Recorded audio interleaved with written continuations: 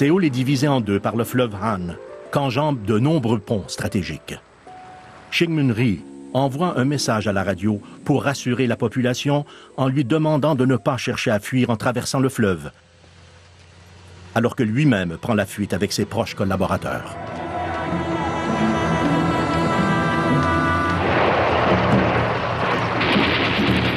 L'opposition étant quasi inexistante, l'armée nord-coréenne ne cesse de descendre toujours plus au sud. Les troupes américaines les plus proches sont celles de MacArthur, basées au Japon.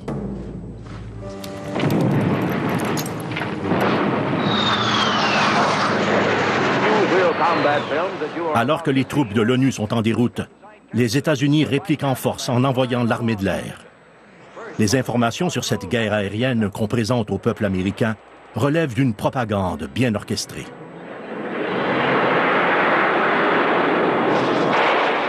The Allies reached the Han River, inflicting a staggering total of 57,000 red casualties as death, here in the form of jellied gas napalm bombs, rained down from the Korean skies.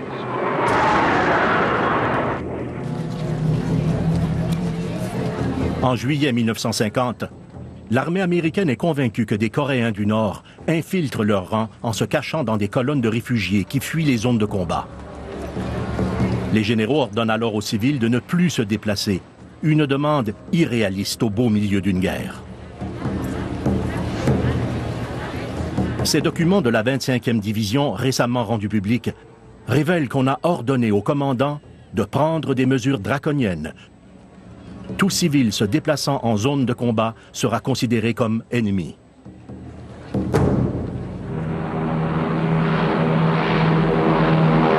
On demande aux pilotes de la US Navy d'attaquer tout groupe de plus de 8 personnes. Des ordres identiques sont donnés à l'armée de l'air américaine.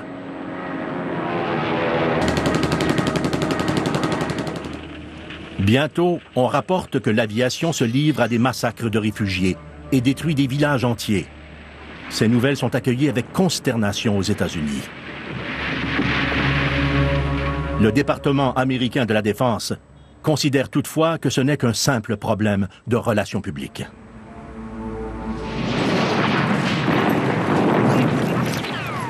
À la fin de l'été 1950, pendant la longue retraite américaine, le nombre de victimes alliées augmente considérablement. De son quartier général au Japon, MacArthur assiste impuissant à la débâcle. Sur le terrain, son armée est en déroute. Le général qui a gagné la guerre du Pacifique se fait aujourd'hui humilier par l'armée nord-coréenne. Le 9 juillet, après seulement 2 semaines de guerre, MacArthur propose d'utiliser la bombe atomique pour dissuader la Chine et l'Union soviétique de venir en aide à la Corée du Nord. Le président Truman rejette la proposition de MacArthur. Il veut à tout prix éviter une 3e guerre mondiale. Un combat apocalyptique entre le capitalisme et le communisme. En septembre 1950, les forces nord-coréennes avancent vers le sud, détruisant toute résistance sur leur passage. Les armées américaines et sud-coréennes n'ont plus que la côte pour seul refuge, où ils forment un périmètre défensif autour du port de Pusan. Le général MacArthur conçoit alors un plan audacieux. Il prévoit lancer une invasion surprise colossale dans le port d'Incheon, près de Séoul, pour stopper l'avancée des Nord-Coréens.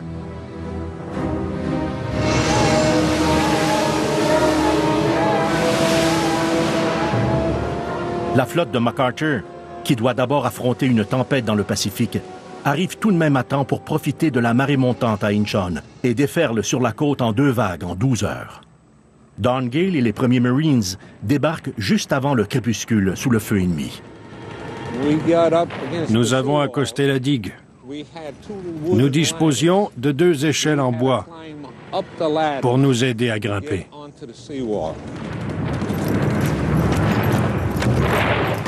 Le premier soir, ma section n'a eu aucune perte et on a fait 17 ou 19 prisonniers. Vous dire comment j'étais sans expérience. J'entendais constamment un vol de bourdons. J'ai dit au sergent Evandov, « Sergent, cet endroit est infesté de bourdons. » Je n'avais que 18 ans. Des bourdons, m'a-t-il dit. Il a prêté l'oreille et il a entendu une balle ricocher contre le sol. Son sifflement ressemblait effectivement à un vol de bourdons. Il m'a dit « Imbécile, on est en train de te tirer dessus, ôte-toi de là !»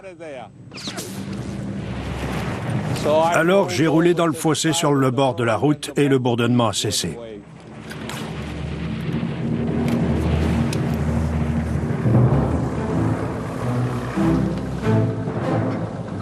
Une fois Inchon reprise à l'ennemi, MacArthur débarque à son tour.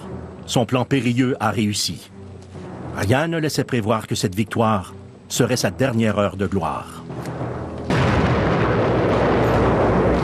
Le pont qui était de ce côté a été pulvérisé. Il y avait une digue à cet endroit. Une digue en terre battue sur laquelle passait une route. Puis ils ont ordonné à la première section, la compagnie Baker, d'y aller.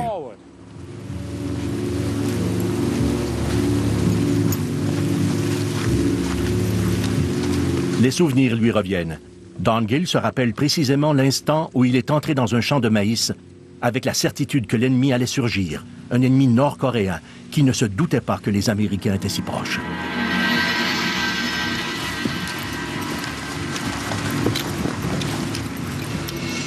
Les soldats américains tendent un piège aux Coréens du Nord qui tombent aussitôt dedans.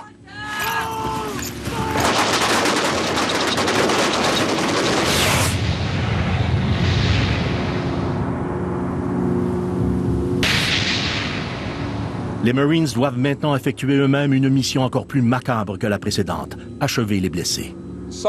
Un soldat a reçu l'ordre de tirer sur tous ceux qui étaient au sol. Un des soldats ne voulait pas faire ça.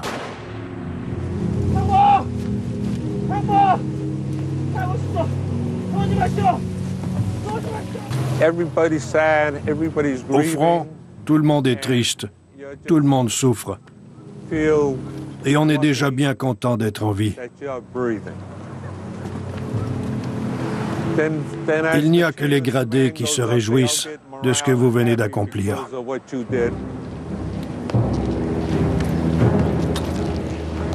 Les Marines s'emparent de Séoul et le général MacArthur revient du Japon pour fêter l'événement. Un officier considère que MacArthur a accordé plus d'importance à cette victoire qu'à celle d'Inchon, car cela lui a permis d'orchestrer en grande pompe le retour du président de droite Syngman Rhee dans la capitale sud-coréenne. Rhee peut à présent continuer sa chasse aux sorcières.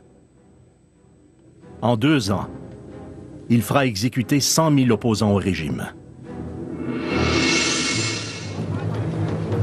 Yu Chun-do était inquiète parce que la milice de Syngman Rhee avait pour tâche de repérer les présumés communistes parmi les colonnes de réfugiés, puis de les battre avant de les exécuter sommairement. Je marchais depuis un certain temps quand quelqu'un m'a agrippé par derrière. Il m'a dit « Tu es communiste.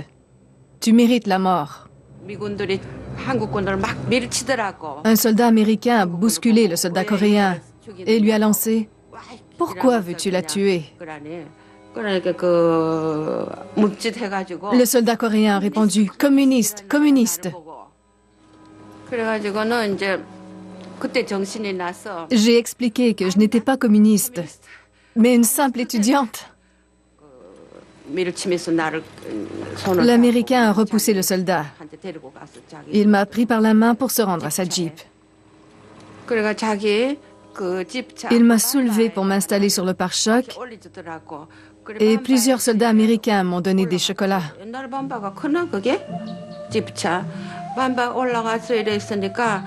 Je suis restée assise sur le pare-choc avec des chocolats plein les genoux.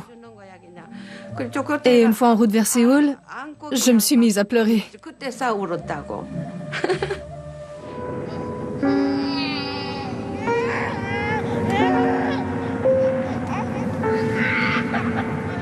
Les enfants ont terriblement souffert pendant la guerre de Corée, comme l'évoque le poète soldat Bill Childress. Des enfants au ventre gonflé sont alignés le long de la route, comme autant de tiges déracinées. Les fleurs de leur visage sont fanées, comme leurs vêtements, qui ne sont plus que des haillons. Mère, nous leur avons donné ce que nous pouvions, mais ils ne cessent de gémir tristement, et leurs yeux sont durs comme des cailloux. Ces enfants ne chanteront plus jamais. Les pilotes des forces aériennes et de la US Navy effectuent 90 000 missions. Ils utilisent des obus explosifs, du napalm, des bombes à fragmentation et des roquettes.